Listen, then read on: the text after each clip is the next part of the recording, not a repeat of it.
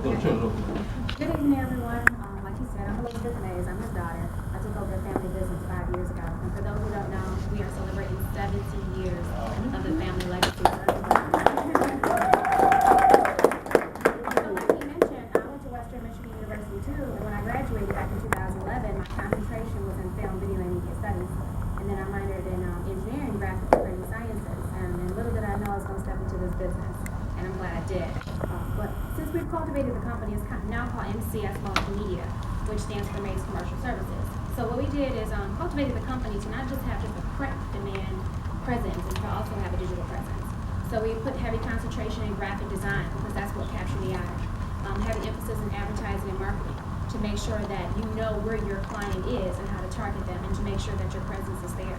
So when he was mentioning audiobooks, it's important that we understand that books is still prevalent, of course. It's tangible. It's what majority of us in this room actually use in order to read. But there's also other forms such as audiobooks, ebooks.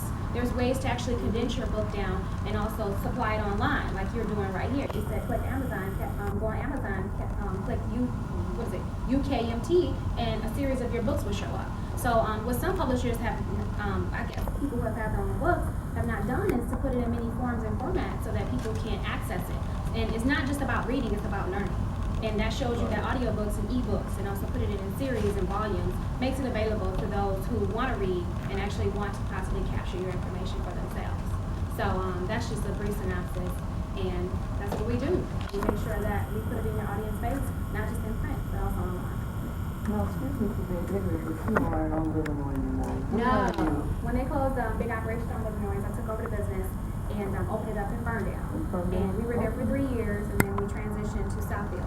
So now we're inside of the Southfield Research Park where other technology businesses like ours thrive on the Avon Plaza. Yes, you're welcome. I just wanted to thank the young lady over here, because I think she had excellent ideas, and I really want to work with you on doing that website where at least it can be a start, where we can go to one place and find the things that we need, or suggestions on where to find them. So we do need something that that all of us can go to and learn. So I'm willing to help work on that. Did you bring any literature, any cards or anything? For everybody? Yep, everybody. All right. Everybody. Any other points for the consideration? Well, I have a point. please. So, this is for Dr. Park. In reading your book about morals in ancient Kemet, Yes. one of the things that I really pondered on was how could these be put out in a format that's relevant for social media? Because I know when I look at my news feed, I'm always seeing quotes of things. And then I'm like, okay, well, how can I experience this in a 365-day type of experience? So I want to connect with you so that we can create that experience, because it's needed. A lot of the stuff that's being put out on social media is good and it has some relevancy. However, what's in your book, for me to be able to get a moral principle each day and to go back to my page and see that, that's subliminally planting a seed within me to help me to know right from wrong, which way to go. That's all. Well, thank you for that. I mean, I really appreciate you bringing that up in that way. This was our first book. We did this one 2 years ago, 2.5 years ago.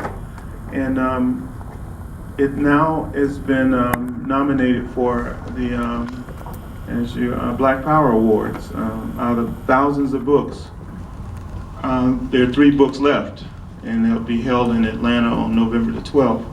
B.A.I.T is one of the books that is people are getting, and it's taken 2.5 years to get it out, because we were concerned with not discussing religion.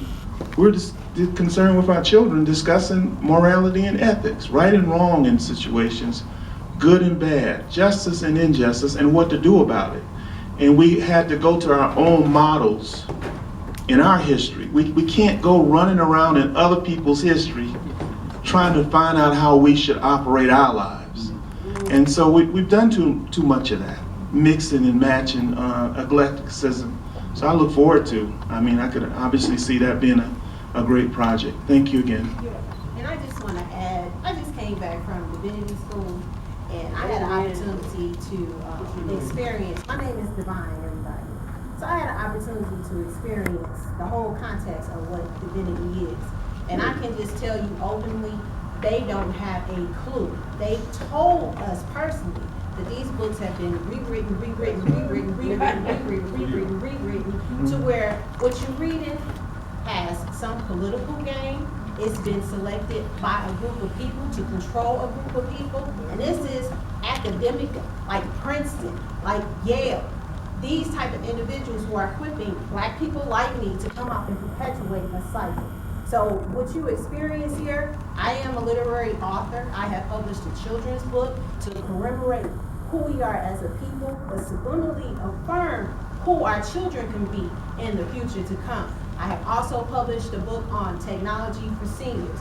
I have self-published each one of my books. When you hear the sister talk about ebooks, I'm trained in that, self-taught in that. When you hear the sister talk about websites, I'm self-taught in that.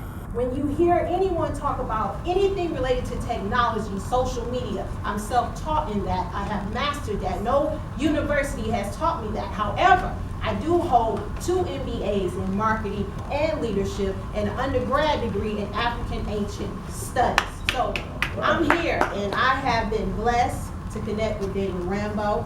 He has been my mentor since in my early years. And from there, I have met Tdka Kilimanjaro, and I even met Ed Vaughn when I was like 13 years old. I was over the house that he was in that day. So I am a product of Detroit, and I know what it's like to see people walking around talking and not doing nothing. I know what it's like. I know people who want to sit up and showboat what they can do, but when you ask them to do something, they know where to be found. At this point in time where we are as a people, we can't play around anymore. Right. And for our elders to pull us together to say, look, come on, y'all, stop sleeping on it. We really need to take heed to it. I know we all in it for the money, but look, it's about us and the next generations to come. So that's my spiel. Thank you. Amen. Beautiful.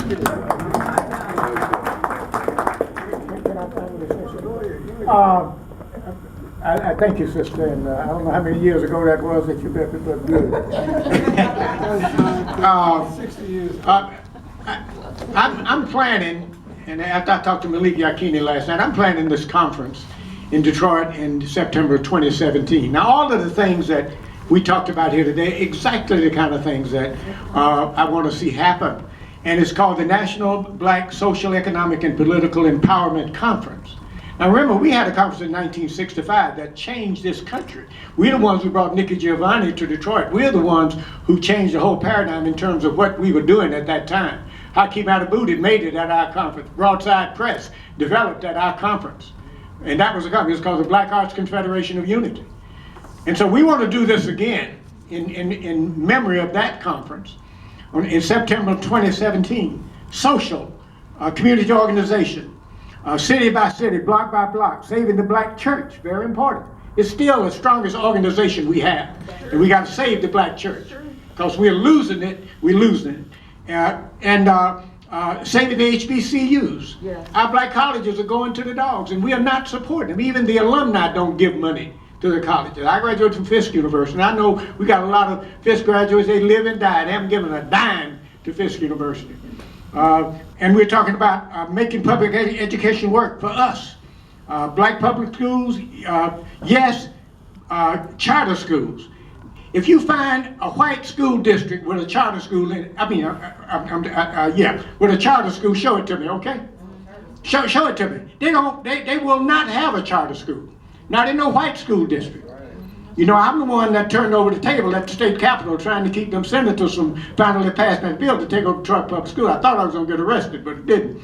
But thank goodness that didn't happen. But what I'm saying is that we have to do these things, social, economic.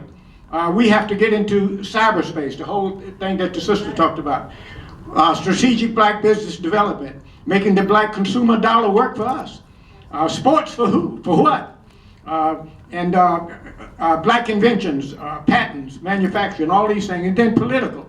So social, economic, and political with organizing organizing the ADC way. In Alabama, we have something called the Alabama Democratic Conference.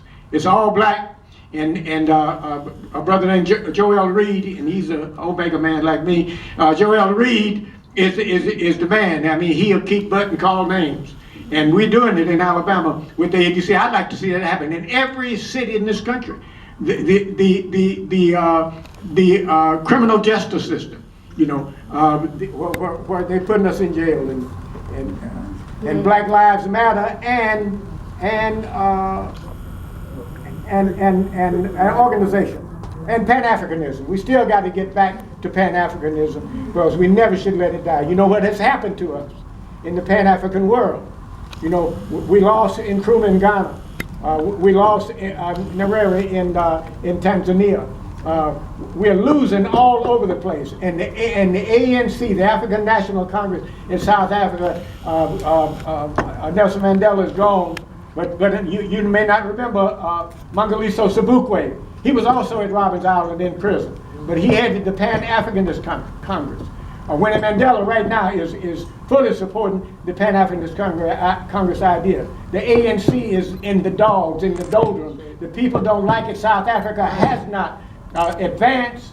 It has not advanced. You got some Negroes, you know, who got they get 3 hots in a cot, got a nice car to drive, but the masses are suffering.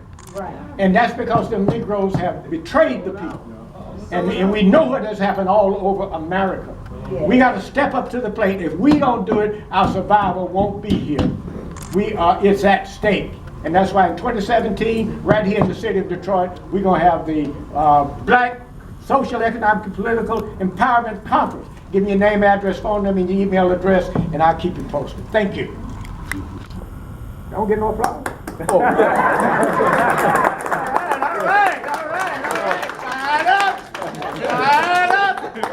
Fired up!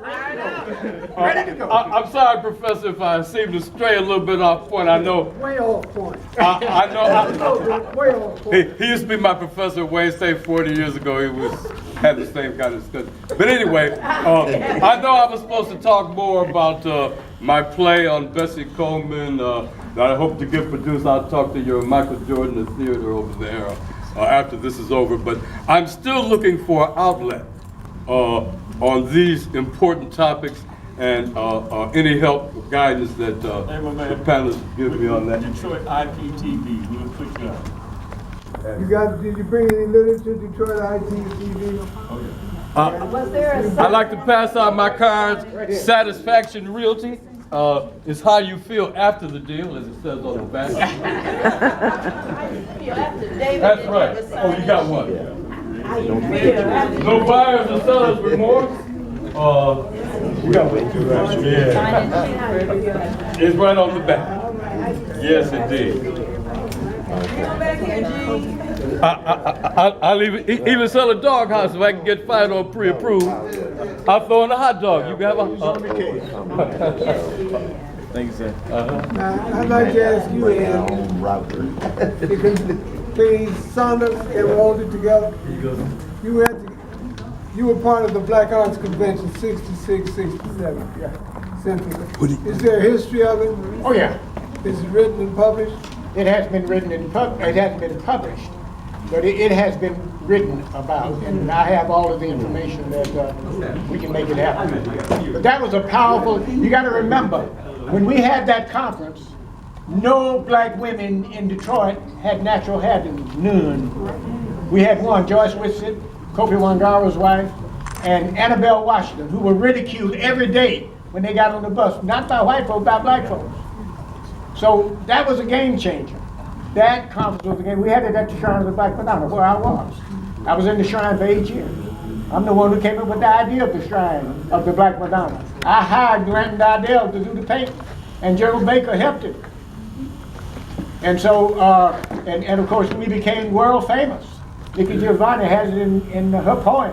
There she stands, 18 feet tall, the Black Madonna. So a lot of things happen here, and we're still making things happen, but we need to come together. And all of these brilliant brothers and sisters here tonight, that I've heard from. I want us to come together and organize and make these things happen. We can do it. The people are hungry. They want it.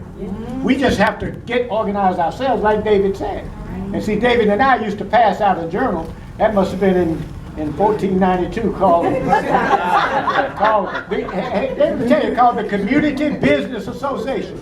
We were pushing black-owned businesses. That's right. And David and I went door to door, and you know, folks looking up, what you talking about? Y'all crazy? But he and I did that. We worked together. He's older than me, but we worked together. And I love it. Anyway, luta continua. The struggle continues. Any other? I just want to say that we can't lose the focus. The focus. I'm sorry. We can't lose focus for the. Hello. Oh, here's one. Let's not lose focus for the purpose of this gathering. I think it was excellent. Let's give David a round of applause right now. But I want to keep in touch with the young man who stood up to incorporate your ideas. The young lady stood up because it's not for us anymore. It's for the youth. Wait a minute now. I mean, no. That's what it is, what I'm saying I'm is. 82, I can still do it. No, but we need them, right? We need to leave them something that they can continue. You know, I'm not saying it's not for us, but I'm saying we have to have that connection, that collaboration between young and old together. Yes. So, and that's where it is. We have to, you know, teams win. So generations have to come together in order for them to know, because a lot of kids don't know anything about what these books are about. So we have to include them on anything, I think, of what we're doing. So I want to make sure that we get the information so we can put together that website and get the information from Mr. Vaughn about the conference in 2017. So let's keep our eyes on that prize. All right. Thank you. Anything else for the good of the order? Before everyone leaves, can we get a group photo of everyone that attended the event? And I have an invitation. Where do you want them? Up here? Yeah. Come up there. All right, now is the food still across the hall? No? In that case, would the folk come up and so the photographers can take some pictures? You have one more point too. That we have some of our books in the back. Good point. And probably should see if you can get some of them. We have at least 6 or 7 out of the 15 that we have. I couldn't bring them all, so I brought the major ones that sell the most. Thank you. All right, folks, who's taking the photographs? Willie, you taking photographs? Who else? All right.